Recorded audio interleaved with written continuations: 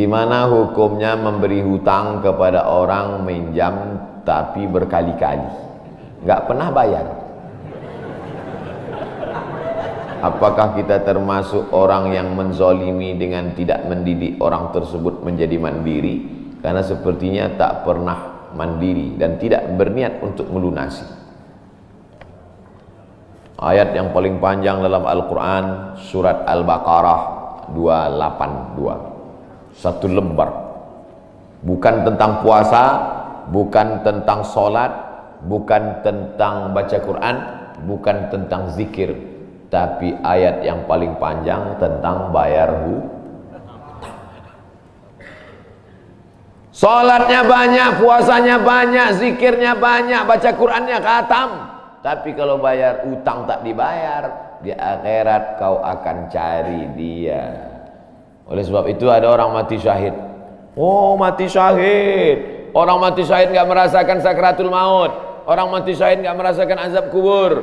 Orang mati syahid tidak merasakan hisab. Orang mati syahid langsung masuk surga. Ilat dain, kecuali hutang. Makanya kalau ada orang menagih hutang, itu dia bukan pelit, dia sedang menyelamatkan saudaranya dari makan haram. Makanya datang ke rumah dia. Habis pengajian nih langsung datang.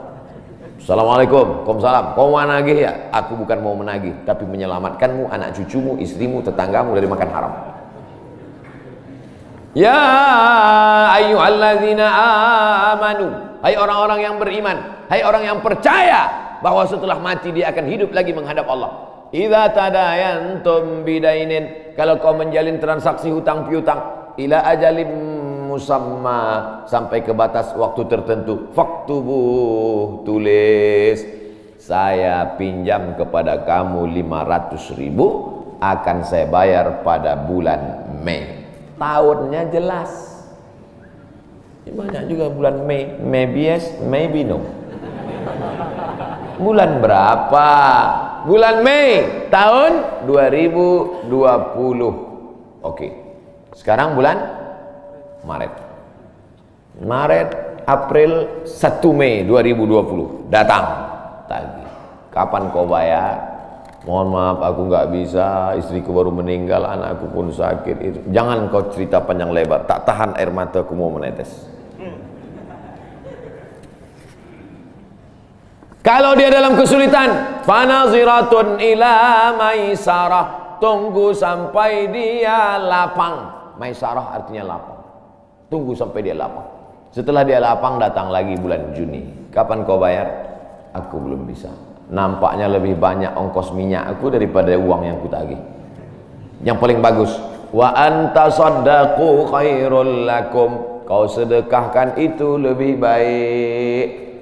Karena aku pun makin datang makin kumat darah tinggiku, kolesterolku pun makin naik. Jadi untuk yang 500.000 itu ku sedekahkan aja, ambil.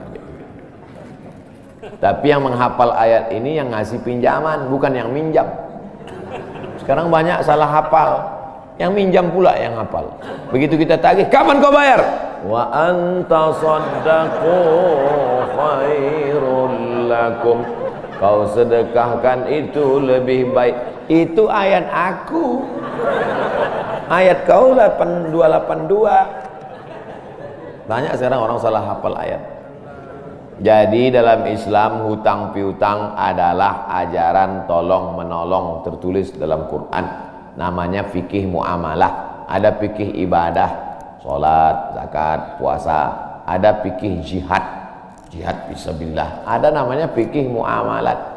Hutang piutang, gadai menggadai, pinjam meminjam, murabahah, mudharabah, bagi hasil.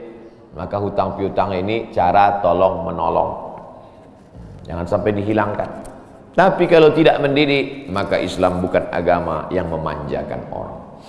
Ada anak yang kurang ajar kepada orang tuanya. Bagaimana caranya berbakti kepada orang tua yang telah wafat? Apakah anak ini masih dapat ampunan Allah Subhanahu wa taala? Datanglah seorang bapak mengadu kepada Umar bin Khattab. Assalamualaikum Khalifah Amirul Mukminin Umar bin Khattab. Waalaikumsalam. Ini anak saya kurang ajar, tolong dihajar dulu.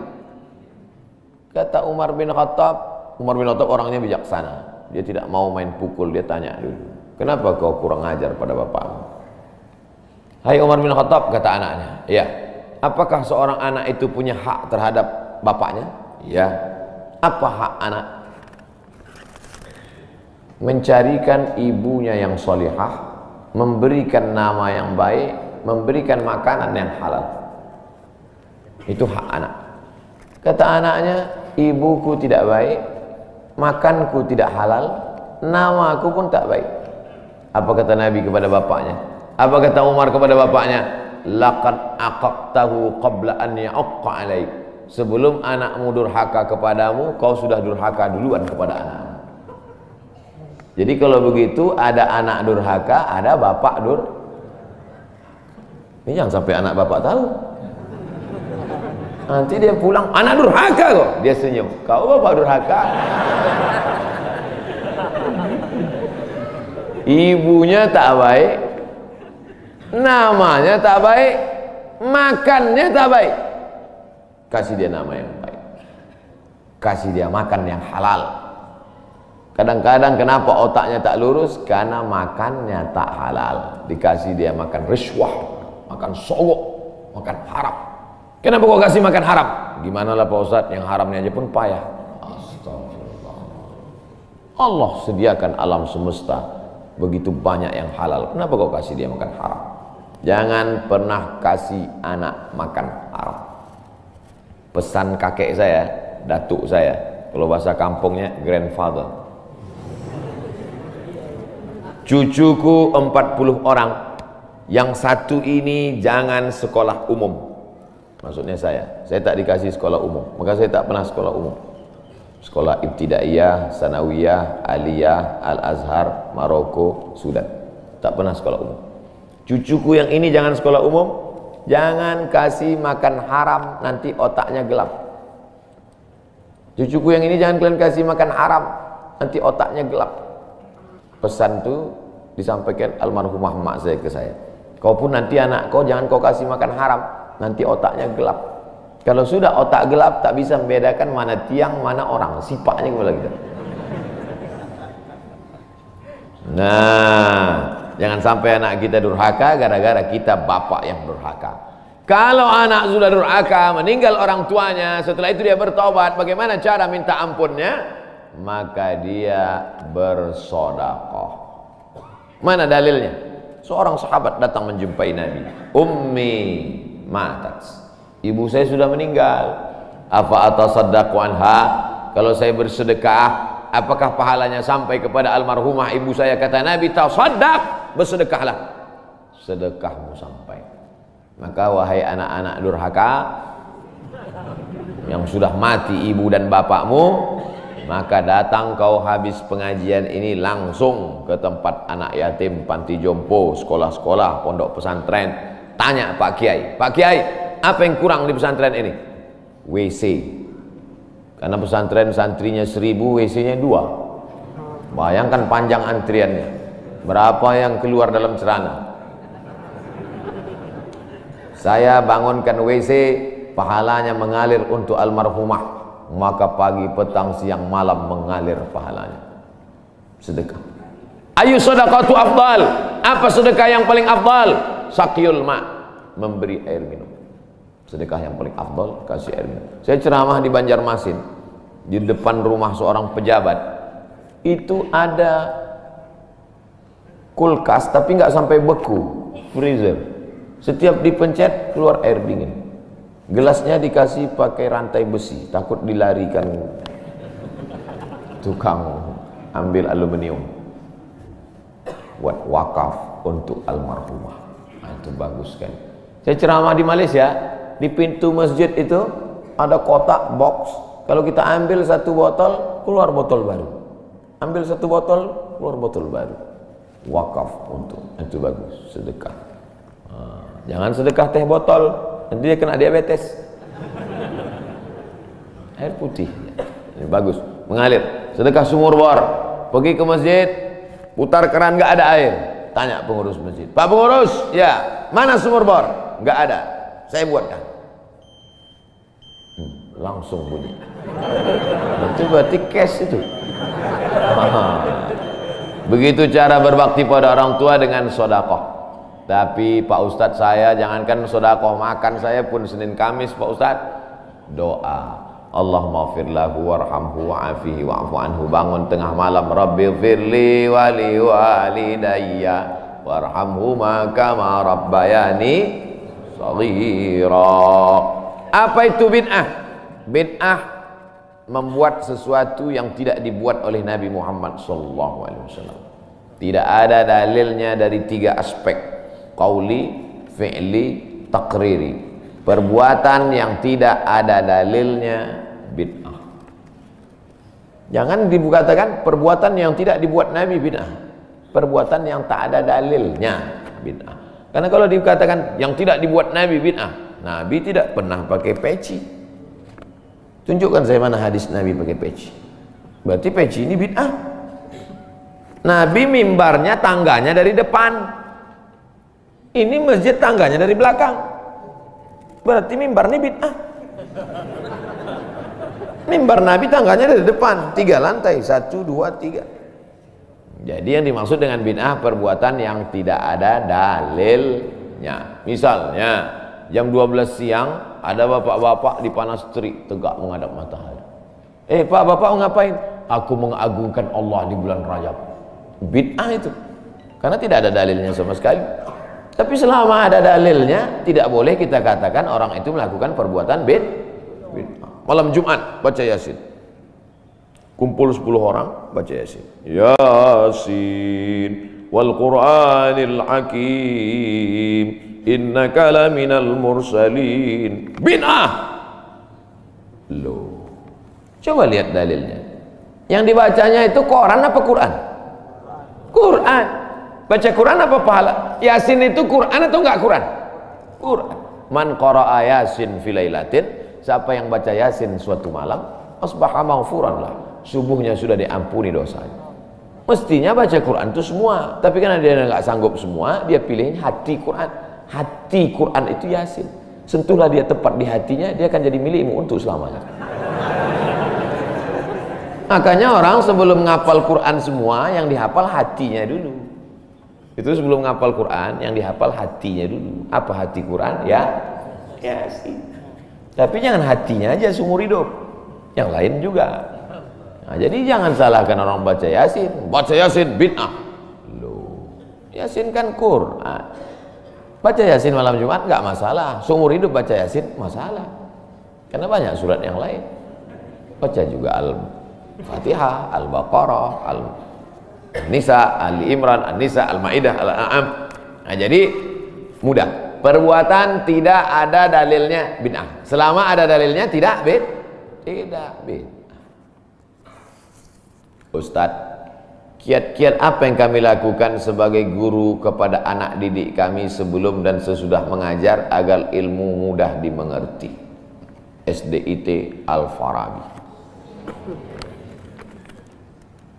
Aristoteles, Socrates, Thales, Demokritos itu adalah pemikir-pemikir dari Greek, Yunani kuno. Pada masa abad kedua datang seorang khalifah bernama Abu Ja'far Al-Mansur. Semua buku-buku dari Yunani diterjemahkan. Nama lembaganya Dar Al-Hikmah, Dar Rumah Hikmah Ilmu Pengetahuan. Dibuatlah Dar Al-Hikmah, Rumah Ilmu Pengetahuan. Diterjemahkanlah dari bahasa Yunani ke dalam bahasa Arab. Akhirnya orang Islam pun jadi dokter Avicenna, karena orang Barat payah menyebut Ibnu Sina. Averroes, Ibnu Rus. Tapi ada seorang yang bergelar the second teacher. First teacher Aristoteles, second teacher Al-Farabi. Ternyata Al-Farabi ini bukan dari Arab, tapi dari Pomalaa. SDIT Al-Farabi. Ini supaya wali murid tahu. Anak ibu di mana? SDIT Al-Farabi. Al-Farabi itu artinya apa? Ya SDIT. Al-Farabi itu di barat dia diberi gelar the second teacher. Guru pertama Aristoteles, guru kedua adalah Al-Farabi, saking cerdasnya. Artinya apa? Dia tidak hanya diakui dalam Islam, tapi juga di luar Islam. Kenapa dikasih nama Al-Farabi? Karena ingin anak-anak kita dalam kepalanya tidak hanya fisika, biologi, kimia, matematika, bahasa Inggris, tapi juga dalam kepalanya ada Quran, hadis, fikih, akidah, akhlak, dan bahasa Arab. Sehingga nanti dia akan menjadi ekonom, tapi ekonom yang beriman. Dia akan menjadi filosof yang bertakwa. Inilah cita-cita alumni Al-Farabi, insyaallah. Amin ya rabbal alamin. Nah, yang pertama kali menjadi guru itu adalah ikhlas. Karena kalau gurunya ikhlas, cakapnya masuk ke hati. Kalau dari mulut ke mulut juga masuknya. Tapi kalau dari hati ke hati juga masuknya. Kira-kira yang saya sampaikan tadi, saya mulai tadi jam 5.15, sekarang jam 6.05, dan 50 menit saya bicara. Masuk tak ke hati Bapak Ibu? Kalau tak masuk ke hati Bapak Ibu, berarti yang ceramah itu enggak dari hati. Dari mulut ke mulut juga masuk. Jangan sampai ke mulut pun tak masuk. Nauzubillah. Yang pertama kali tulus ikhlas. Karena perbuatan yang paling tinggi amalnya adalah menjadi guru. Makanya saya lebih memilih menjadi guru. Saya sampai sekarang menjadi guru. Cuman saya tidak punya kelas. Dulu sempat jadi dosen, habis itu keluar. Kelas saya sekarang masjid, lapangan sepak bola, sama stadion, sama gedung olahraga, sport center Antam. Saya mengajar tidak lagi terbatas oleh dinding kelas. Semua tempat menjadi tempat mengajar. Guru yang pertama harus ikhlas. Yang kedua, tingkah laku perbuatannya. Guru digugu dan ditiru. Guru itu dari mulai cara minumnya aja diikut orang. Guru minumnya tangan kiri. Yang minum tangan kiri itu setan. Berarti kalau ada guru minum pakai tangan kiri, berarti guru setan. Hati-hati jadi guru. Oleh sebab itu maka guru ini luar biasa. Guru ini luar biasa Bapak Ibu. Perbuatan yang tidak putus setelah mati guru. PNS setelah mati putus. Yang kan mati, pensiun aja putus. Apalagi mati. Tapi guru. Saya dulu punya dosen. Kata dia, saya ini lulus hakim. Tapi kemudian saya tinggalkan hakim, saya pilih jadi guru. Kenapa gitu Pak dosen? Karena kalau saya jadi hakim, 1 tahun ada 10 perkara, 10 senang kepada saya, 10 benci. Yang menang senang, yang kalah benci. Tapi menjadi guru, tidak akan ada murid saya itu yang benci kepada saya. Betul. Guru SD saya, berapa kali kepala saya diantukkannya ke tiang. Asal pelajaran saya nggak dapat, diantuk. Begitu reuni, saya cium tangannya. Saya nggak sakit hati, ingat aja dikit. Datang saya belikan hadiah, saya cium tangannya, meleleh air mata saya. Betul, menjadi guru itu adalah nikmat. Maka saya pilih jadi guru. Guru nggak ada pensiunnya. Saya sampai mati saya tetap menjadi guru. Oleh sebab itu maka guru ini luar biasa. Guru pahlawan tanpa tanda jasa. Oleh sebab itu menjadi guru. Oh, tapi jangan gara-gara ini semua pegawai Antam keluar mau jadi guru. Memang ibu bukan guru, tapi ibu menjadi guru bagi anak-anak ibu. Bapak jadi guru bagi keluarga bapak. Itu kita sudah menjadi guru insya Allah. Emak saya perempuan yang biasa, dia bukan guru, dia bukan PNS, dia bukan kepala sekolah, tapi dia menjadi guru bagi kami, anak-anak. Kalau kami pulang bawa main-mainan, dia tanya, mainan ini dapat dari mana? Dari jalan mak, antar ke tempat kau jumpa tadi, karena tak tahu itu punya siapa. Nanti di akhirat ini akan kau pikul menghadap Allah SWT. Sampai hari ini kalau ketemu barang-barang di jalan tidak berani bawa pulang, ingat pesan almarhumah emak itu. Mungkin cakap ustaz tidak masuk ke telinganya, tapi kata-kata ibu luar biasa. Ibu-ibu, bapak-bapak, nanti kalau mau sakratul maut, pesan paling jitu sampaikan pas mau mati. Jangan makan haram. Luar biasa itu, mereka berkesan. Sampai anak cucu akan mereka sampaikan. Nenekmu dulu ketika mau mati pesan terakhirnya, jangan makan haram. Baru sebut la ilaha illallah. Pertama, ikhlas. Yang kedua, perhatikan tindak tandukmu, kau digugu dan ditiru. Yang ketiga, insya Allah bangkitkan semangat. karena setelah kau mati akan mengalir pahalanya. Abdul Somad kalau mati meninggal dunia, setiap bulan Rajab, bapak-bapak, ibu-ibu, anak-anak bapak, cucu bapak, ibu yang hadir-hadir nih, anakku yang kecil, setiap bulan Rajab mereka beramal. Abdul Somad sudah mati dimakan cacing tanah di Pulau Sumatera, di Riau, pahalanya tetap mengalir. Dari mana? Dari Pomala. Bismillahirrahmanirrahim. Assalamualaikum Ustaz. Waalaikumsalam. Apa tips cara meraih kesuksesan yang berkah di masa muda?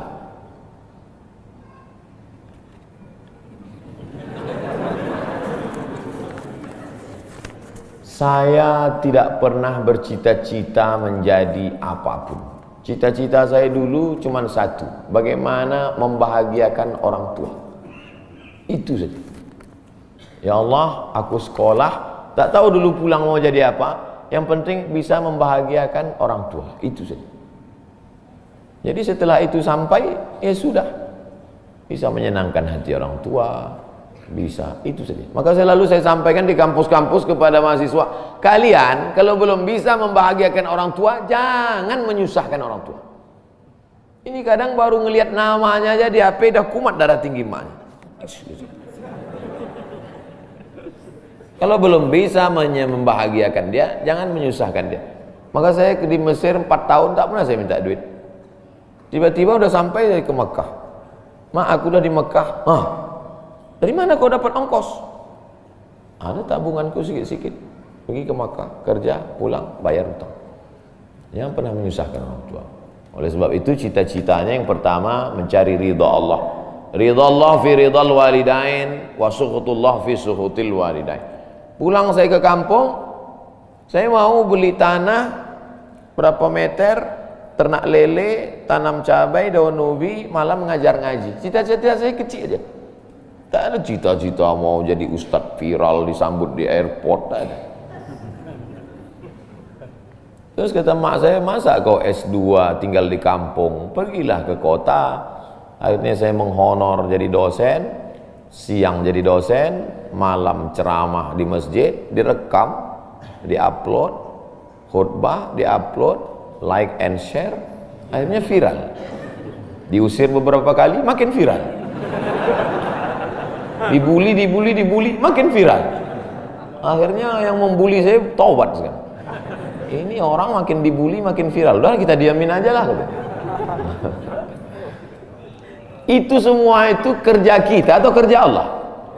Kerja Allah. Kerjakan kerja kita, urusan Allah, biar Allah yang ngurus. Kita hidup ini sama macam bawa pancing.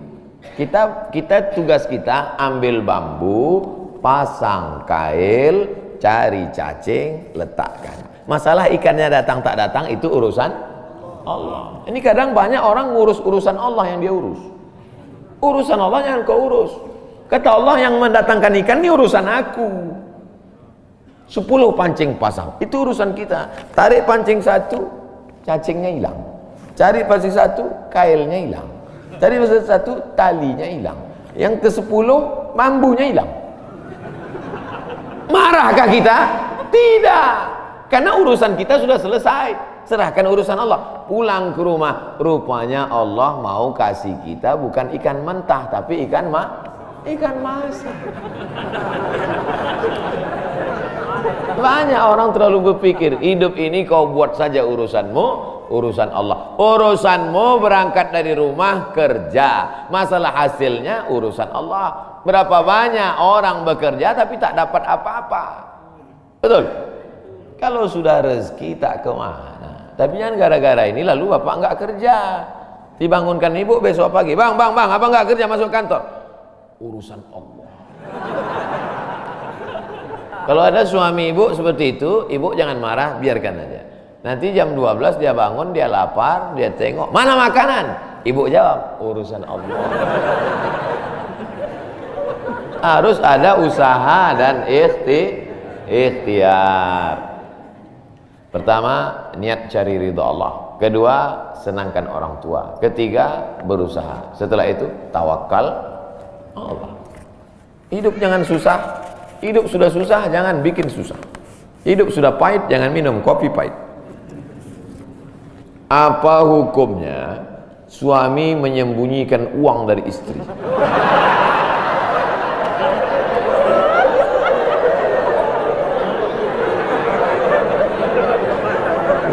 Bang, kata istrinya, bang, ini duit apa bang? Duit sial. Oh, duit sial, udah kusembunyikan, kau dapat juga.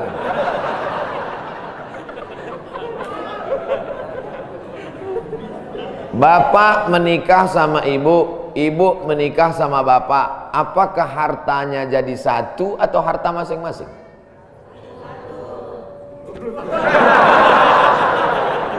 Mereka mau hartanya jadi satu dan bapak ketakutan. Itu yang saya baca. Sekarang kita baca ayatnya. Walakum nisfu ma taraka azwajukum illam yakul lahunna walad. Kalau istrimu meninggal kau dapat 50% hartanya kalau tidak ada anak. Fa in kana lahunna waladun, kalau dia punya anak, falakumur rubu'u, kamu dapat 25%. Sekarang saya tanya, hartanya nyatu atau pisah?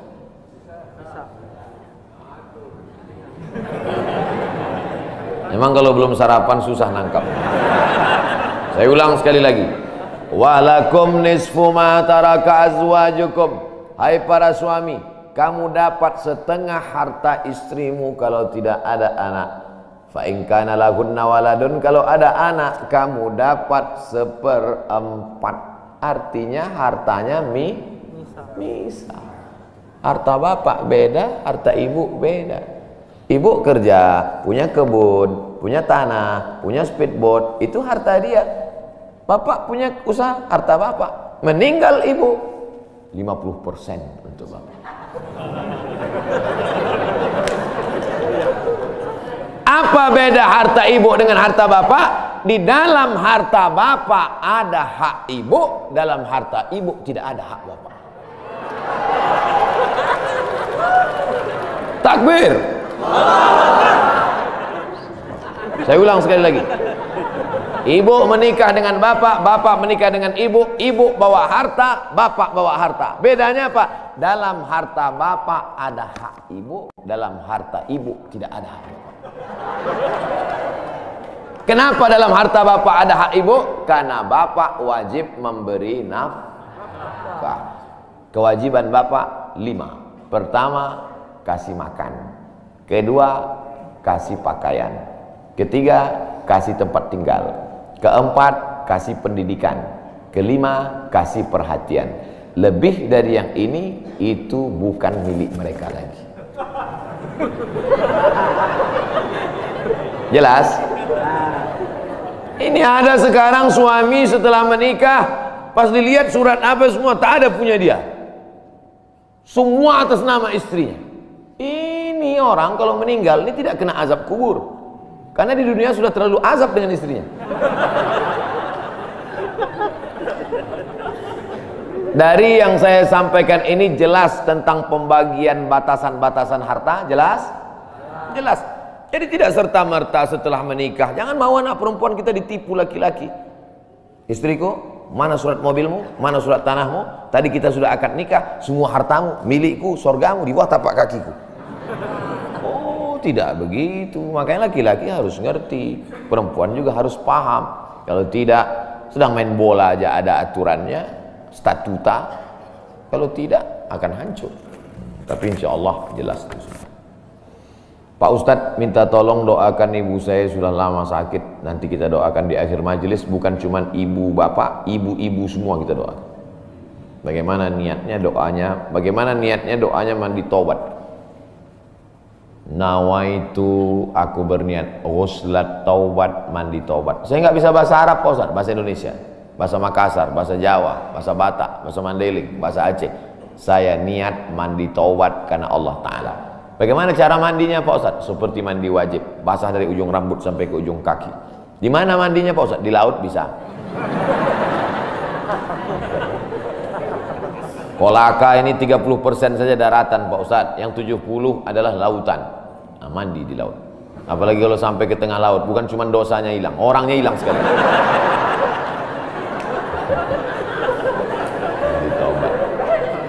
Setelah mandi taubat, solat sunat taubat, usolli sunnatat taubat raka'ataini lillahi ta'ala. Ayatnya bebas. Ayat apa yang paling panjang? Hafal kau amma yatasaalun? Tidak. Wadduha? Tidak. Kulhu? Hafal, baca kulhu. Di sujud terakhir banyak berdoa. Berapa kali solat sunat taubat sehari? Sebanyak-banyaknya. Kami dulu dipesankan guru kami, pagi sholat sunat taubat, siang sholat sunat taubat, petang sholat sunat taubat, sebanyak-banyaknya sholat sunat taubat, sholat sunat taubat, sholat sunat taubat, sholat sunat taubat. Usolli sunnatat taubat raka'atain lillahi ta'ala. Ma min muslimin yudhnibu dzamban, ada orang yang silap salah berbuat dosa, summa yatatahhar, bersuci, berwudu, mandi taubat, summa yusolli raka'ataini, sholat sunat 2 rakaat, summa yastaghfirullah, minta ampun kepada Allah, illa ghafarallahu lah, Allah mengampunkan dosa-dosanya. Bulan Rajab banyak-banyak taubat. Bulan Sya'ban tingkatkan ke taubat. Masuk ke dalam bulan Ramadan, insyaallah mendapatkan Lailatul Qadri khairum min alfi syahr. Semoga Ustaz senantiasa diberikan Allah kesehatan. Amin. Saya dari Medan. Ada juga orang kampung saya di sini. Bagaimana cara bakti seorang anak? Cara membahagiakan orang tua berjarak jauh dengan kita. Sedangkan bertemu dekat bersama orang tua mungkin hanya 1 tahun sekali, Idul Fitri saja, karena harus bekerja di PT Antam Tbk Sulawesi Tenggara. Ada sesuatu yang tak bisa kita bayar dengan uang. Tak bisa dibayar dengan uang. Yang bisa merasakan ini orang yang orang tuanya sudah meninggal. Yang masih hidup tak bisa. Lam ya'rif man lam yadhuq, yang tak pernah merasakannya tak bisa menceritakannya, karena tak bisa dirasakan. Setelah orang tua itu tak ada, barulah kita rasa dunia ini hampa, tak ada guna. Duit itu tak ada gunanya, mobil itu tak ada gunanya, rumah itu tak ada gunanya, apapun tak ada gunanya.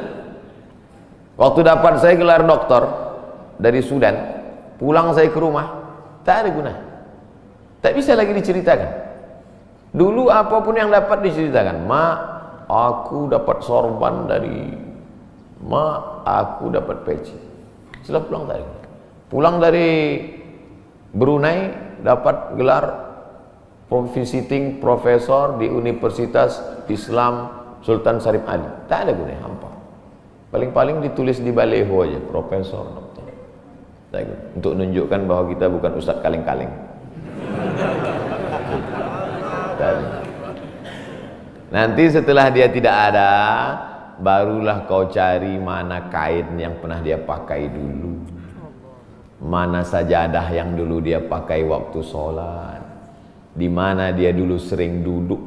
Bekas tempat duduknya aja pun bisa menghilangkan rindu. Bekas tempat dia duduk dulu, tempat dia duduk makan kacang sambil minum teh, duduk kau di situ bisa menghilangkan rindu.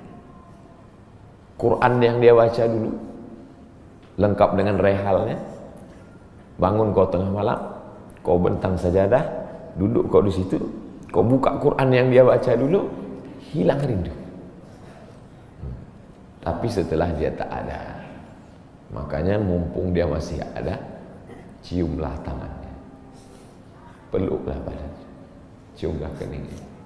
Kalau kau ada duit, kirimlah. Tak bisa, karena cari makan jauh Pak Ustaz, mesti terbang dari Sumatera sampai kemari. Apa boleh buat? Memang begitu kondisi ekonomi kita sekarang. Allah tidak marah, tapi kalau kau mampu, kirimlah.